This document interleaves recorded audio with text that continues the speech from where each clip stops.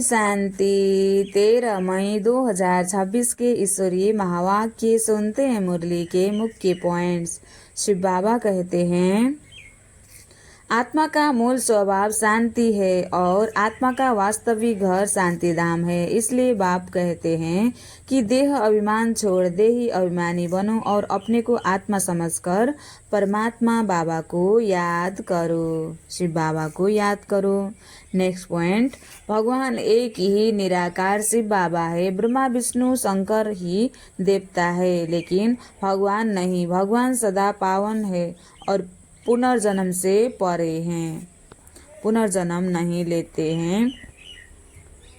शिव बाबा रूहानी अविनाशी सर्जन है। आत्मा जब पतित हो जाती है तो शरीर भी रोगी बनता है। बाप ज्ञान और योग से आत्मा को निरोग बनाते हैं। भारत कभी स्वर्ग और सबसे संपन्न देश था, अब वही भारत तमप्रधान बन गया है। इसलिए बाप फिर से उसे स्वर्ग बनाते हैं। और अब सुनते हैं महावाक्यों को विस्तार से। मुरली का सार। मीठे बच्चे, बाप द्वारा तुम्हें जो सृष्टि के आदि मध्य अंत की नॉलेज मिली है, इसे तुम बुद्धि में रखते हो, इसलिए तुम हो सुदर्शन चक्रधारी। मीठे बच्चे, बाप द्वारा तुम्हें जो सृष्टि के आदि मध्य अंत की जो ज्ञान मिली है, इसे तुम बुद्धि में रखते हो, इसलिए तुम हो सुदर्शन चक्रधारी। प्रश्न, रूह को पावन बनाने के लिए रूहानी बाप कौन सा इंजेक्शन लगाते हैं? उत्तर में बाबा कहते हैं, मन मना भव का। यह इंजेक्शन रूहानी बाप के सिवाय कोई लगा नहीं सकता। बाप कहते हैं, मीठे बच्चे, मुझे याद करो। बस याद से ही आत्मा पावन बन जाएगी। इससे संस्कृति आदि पढ़ने की भी जरूरत नहीं है। बाबा तो हिंदी में सीधे शब्द में सुनाते हैं। रूह को जब यह निश्चय हो जाता है कि रूहानी बाप हमें पावन बनाने की युक्ति बता रहे हैं, तो विकारों को छोड़ती जाती है। अच्छा, ओम शांति। ओम शांति का अर्थ तो बच्चों को समझाया है। आत्मा अपना परिचय देती है, मेरा स्वरूप शांत है और मेरा रहने का स्थान शांति धाम है, जिसको परम धाम निर्वाण धाम भी कहा जाता है। बाप भी कहते हैं कि देह अभिमान छोड़ देही अभिमानी बनो। बाप को याद करो, वह है पतित पावन। यह कोई भी नहीं जानते कि हम आत्मा है। यहाँ आए हैं पाठ बजाने, अब ड्रामा पूरा होता है, वापिस जाना है। इसलिए कहते हैं, मुझे याद करो तो तुम्हारे विकर्म विनाश होंगे। इसको ही संस्कृत में कहते हैं मन मना भव। बाप ने कोई संस्कृत में नहीं कहा है, बाप तो इस हिंदी भाषा में समझाते हैं जैसे गवर्नमेंट कहती है। एक ही हिंदी भाषा होनी चाहिए। बाबा ने भी वास्तव में हिंदी में ही समझाया है, परंतु इस समय अनेक धर्म मठ पंथ होने के कारण भाषाएं भी अनेक प्रकार की कर दी है। सतयुग में इतनी भाषाएं होती नहीं जितनी यहाँ है। गुजरात में रहने वालों की भाषा अलग है। जो जिस गांव में रहते हैं वह वहाँ भी भाषा जानते हैं, वह वहाँ की ही भाषा जानते हैं। अनेक मनुष्य हैं, अनेक भाषाएं हैं। सतयुग में तो एक ही धर्म है, एक ही भाषा थी। अभी तुम बच्चों को सृष्टि के आदि मध्य अंत की नॉलेज बुद्धि में है। यह कोई शास्त्र में नहीं है। ऐसा कोई शास्त्र नहीं जिसमें यह नॉलेज हो, न कल्प की आयु का ही लिखा हुआ है।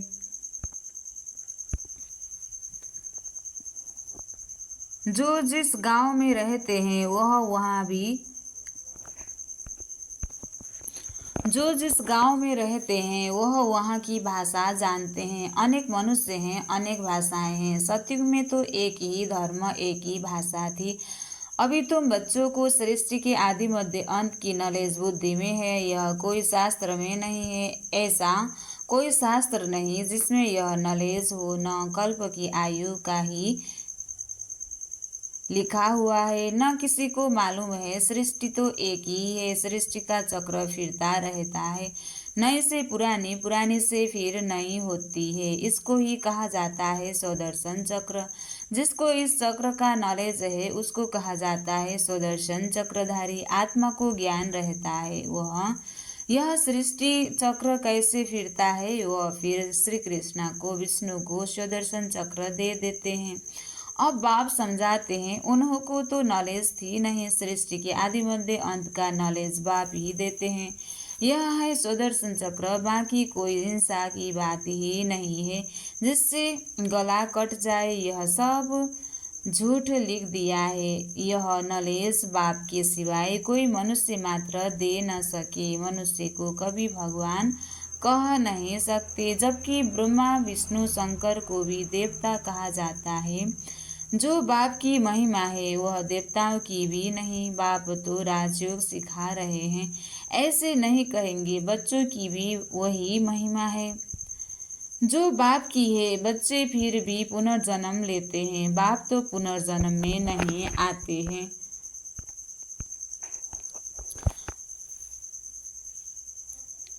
जो बाप की महिमा है वह देवताओं की भी नहीं। बाप तो राजयोग सिखा रहे हैं, ऐसे नहीं कहेंगे। बच्चों की भी वही महिमा जो बाप की है। बच्चे फिर भी पुनर्जन्म लेते हैं, बाप तो पुनर्जन्म में नहीं आते। बच्चे बाप को याद करते हैं। ऊंचे ते ऊंच है भगवान, वह सदा पावन है। बच्चे पावन बन फिर पतित बनते हैं, बाप तो है ही पावन। बाप का वर्षा भी जरूर चाहिए बच्चों को। एक तो मुक्ति चाहिए, दूसरा जीवन मुक्ति चाहिए। शांति धाम को मुक्ति, सुखधाम को जीवन मुक्ति कहा जाता है। मुक्ति तो सबको मिलती है, जीवन मुक्ति जो पढ़ेंगे उनको मिलेगी। भारत में बरोबर जीवन मुक्ति थी, बाकी सब इतने मुक्ति धाम में थे। सतयुग में सिर्फ एक ही भारत खंड था, लक्ष्मी नारायण का राज्य था। बाबा ने समझाया है लक्ष्मी नारायण के मंदिर सबसे जास्ती बनाते हैं। बिरला आदि जो मंदिर बनाते हैं वह यह नहीं जानते कि लक्ष्मी नारायण को यह बादशाही कहाँ से मिली, कितना समय राज्य किया, फिर कहाँ चले गए, कुछ भी नहीं जानते। तो जैसे गुड़ियों की पूजा हुई न, सबको कहा जाता है भक्ति। आप ही पूज्य फिर आप ही पुजारी। पूज्य और पुजारी में बहुत फर्क है, उनका भी अर्थ होगा न। पतित उनको कहा जाता है जो विकारी है। क्रोधी को पतित नहीं कहेंगे, जो विकार में जाते हैं उनको ही पतित कहा जाता है। इस समय तुमको ज्ञान अमृत मिलता है। ज्ञान का सागर है ही एक। बाबा ने समझाया है यह भारत ही सतप्रधान ऊंचते ऊंच था, अभितम प्रधान है। यह तुम्हारी बुद्धि में है, यहाँ कोई राजा ही तो है नहीं, यह है ही प्रजा का प्रजा पर राज्य। सतयुग में बहुत थोड़े होते हैं, अभी तो कितने हैं। विनाश की तैयारियां भी होती है। दिल्ली परिस्थान तो बनना ही है, परंतु यह कोई जानते नहीं है। वह तो समझते हैं यह न्यू दिल्ली है। इस पुरानी दुनिया को पलटाने वाला कौन है यह किसी को पता ही नहीं है, कोई शास्त्र में भी नहीं है। समझाने वाला एक ही बाप है।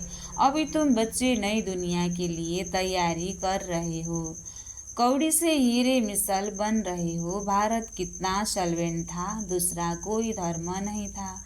अभी तो अनेक धर्म है। अब रहमदिल बाप को याद करते हैं।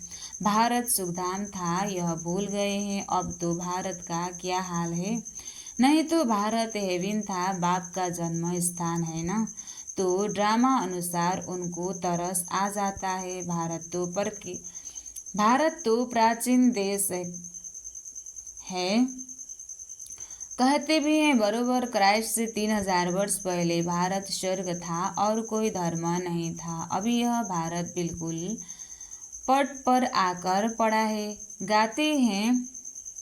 गाते तो हैं भारत हमारा देश सबसे ऊंचा था, नाम ही था हेविन स्वर्ग। भारत की महिमा का भी कोई को पता नहीं है। बाप ही आकर भारत की महिमा, भारत की कहानी समझाते हैं। भारत की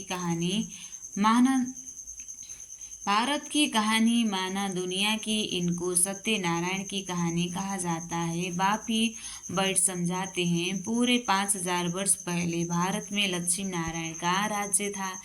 जिन्हों की चित्र भी है, परंतु उन्हों को यह राज्य कैसे मिला? सतयुग के आगे क्या था, संगम के आगे क्या था? कलयुग यह है संगम युग, जिसमें बाप को आना पड़ता है, क्योंकि जब पुरानी दुनिया को नया बनाना हो तभी मुझे आना पड़ता है। पतित दुनिया को पावन बनाने मेरे लिए फिर कह दिया है सर्वव्यापी युगे युगे आता है।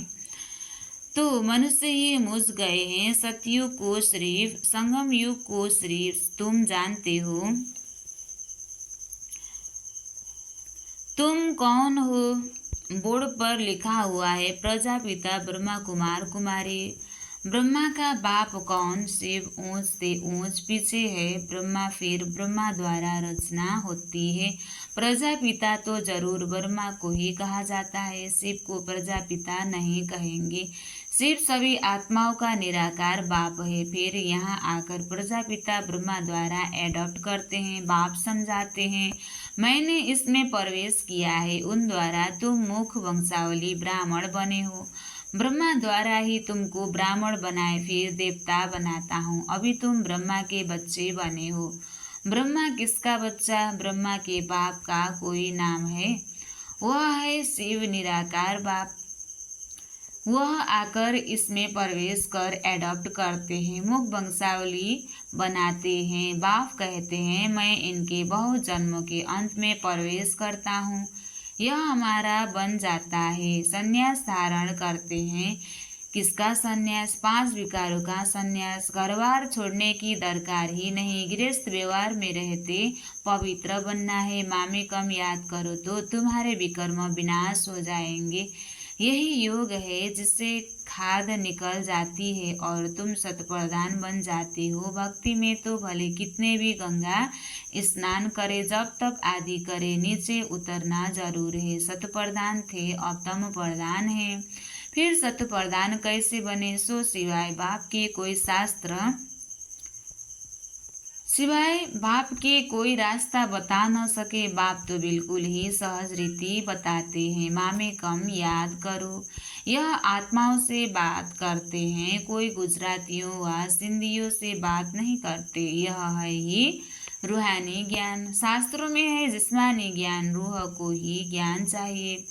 रूह ही पतित बना है, उनको ही रूहानी इंजेक्शन चाहिए। बाप को कहा जाता है रूहानी अविनाशी सर्जन। वह आकर अपना परिचय देते हैं कि मैं तुम्हारा रूहानी सर्जन हूँ। तुम्हारी आत्मा पतित होने के कारण शरीर भी रोगी हो गया है। इस समय भारतवासी तथा सारी दुनिया नरकवासी है, फिर स्वर्गवासी कैसे बन सकती है? सो बाप समझाते हैं। बाप कहते हैं मैं ही आकर सब बच्चों को स्वराज्य स्वर्गवासी बनाता हूँ। तुम भी समझते हो, बरोबर हम नरकवासी थे। कलयुग को नरक कहा जाता है, अब नरक का भी अंत है। भारतवासी इस समय रौरव नरक में पड़े हैं। इसको सॉवरेंटी भी कहती है। बाबा कहते हैं इसको सॉवरेंटी भी नहीं कहेंगे, लड़ते झगड़ते रहते हैं।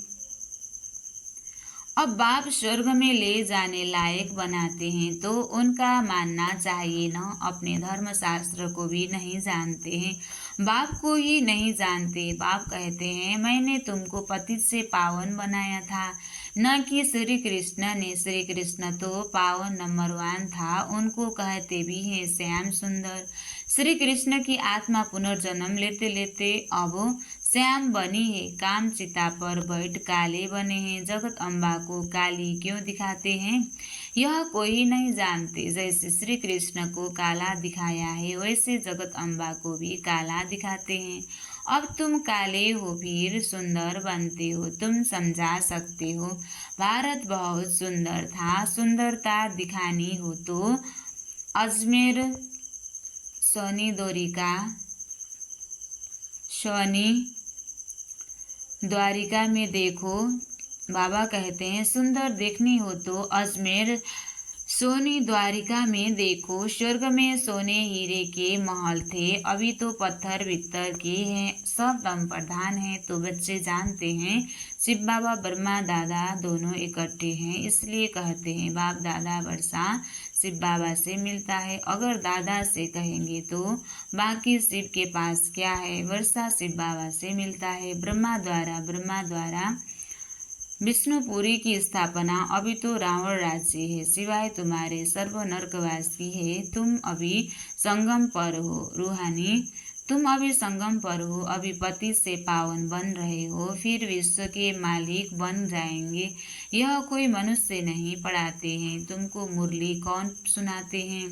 शिव बाबा परमधाम से आते हैं। पुरानी दुनिया पुराने शरीर में कोई को निश्चय हो जाए तो फिर बाप से मिलने के सिवाय रह न सके। कहे पहले बेहद के बाप को तो मिले ठहर नहीं सकेंगे। पहले बेहद के बाप को तो मिले ठहर नहीं सकेंगे। कहेंगे बेहद का बाप जो स्वर्ग का मालिक बनाते हैं, उनके पास हमको फौरन ले चलो। देखो तो सही शिव बाबा का रथ कौन सा है। वो लोग भी घोड़े को सिंगारते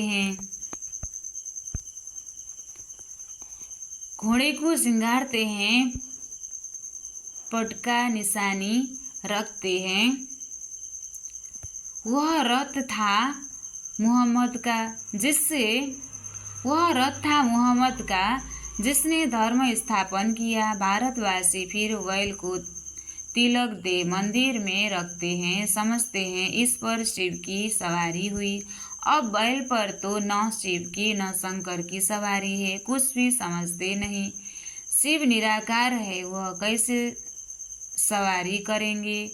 टांगे चाहिए जो बैल पर बैठ सके, यह है अंधश्रद्धा। अच्छा मीठे मीठे सिकलदे बच्चों प्रति माता पिता बाप दादा का याद प्यार और गुड मॉर्निंग। रूहानी बाप की रूहानी बच्चों को नमस्ते। हम रूहानी बच्चों की भी रूहानी बाप दादा को दिल से याद प्यार और गुड मॉर्निंग। नमस्ते बाप दादा, नमस्ते नमस्ते नमस्ते। धारणा के लिए मुख्य सार 1 नंबर, बाप से जो ज्ञान अमृत मिलता है उस अमृत को पीना और पिलाना है। पुजारी से पूज्य बनने के लिए विकारों का त्याग करना है।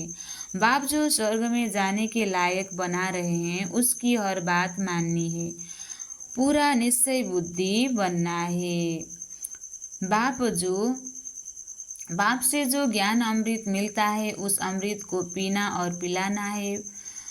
पुजारी से पूज्य बनने के लिए विकारों का त्याग करना है। बाप जो स्वर्ग में जाने लायक बना रहे हैं उनकी हर बात माननी है, पूरा निश्चय बुद्धि बनना है। आज बाबा ने वरदान दिया है, अनुभव की विल पावर द्वारा माया की पावर का सामना करने वाले अनुभवी मूर्त भव। अनुभव की विल पावर द्वारा माया की पावर का सामना करने वाले अनुभवी मूर्त भव। विस्तार सबसे पावरफुल स्टेज है अपना अनुभव। अनुभवी आत्मा अपने अनुभव की विल पावर से माया की कोई भी पावर का, सभी बातों का, सर्व समस्याओं का सहज ही सामना कर सकती है। सबसे पावरफुल स्टेज है अपना अनुभव। अनुभवी आत्मा अपने अनुभव की विल पावर से माया की कोई भी पावर का, सभी बातों का, सर्व समस्याओं का सहज ही सामना कर सकती है और सभी आत्माओं को संतुष्ट भी कर सकती है। सामना करने की शक्ति से सर्व को संतुष्ट करने की शक्ति अनुभव की विल पावर से सहज प्राप्त होती है। इसलिए हर खजाने को अनुभव में लाकर अनुभवी मूर्त बनो। स्लोगन, 1-2 को देखने के बजाय स्वयं को देखो और परिवर्तन करो। 1 को देखने के बजाय स्वयं को देखो और परिवर्तन करो। अव्यक्त इशारे, सदा अचल अडोल एक रस स्थिति का अनुभव करो। अपने आप को चेक करो, हर शक्ति का, हर प्राप्ति का, हर गुण का अनुभव है। अगर अनुभव की अथॉरिटी है तो कोई भी परिस्थिति अनुभव की अथॉरिटी के आगे कुछ भी प्रभाव नहीं डाल सकती। अनुभवी मूर्त कभी भी किसी भी परिस्थिति में अचल अडोल रहते हैं, हलचल में नहीं आते, क्योंकि सबसे बड़े में बड़ी अथॉरिटी अनुभव है। आह्वान करो, जिस समय जिस शक्ति का वो सेकेंड में सहयोगी बनेगी। आह्वान करो, जिस समय जिस शक्ति का जो शक्ति चाहिए वो आह्वान करें, सेकंड में सहयोगी बनेगी। अच्छा, ओम शांति।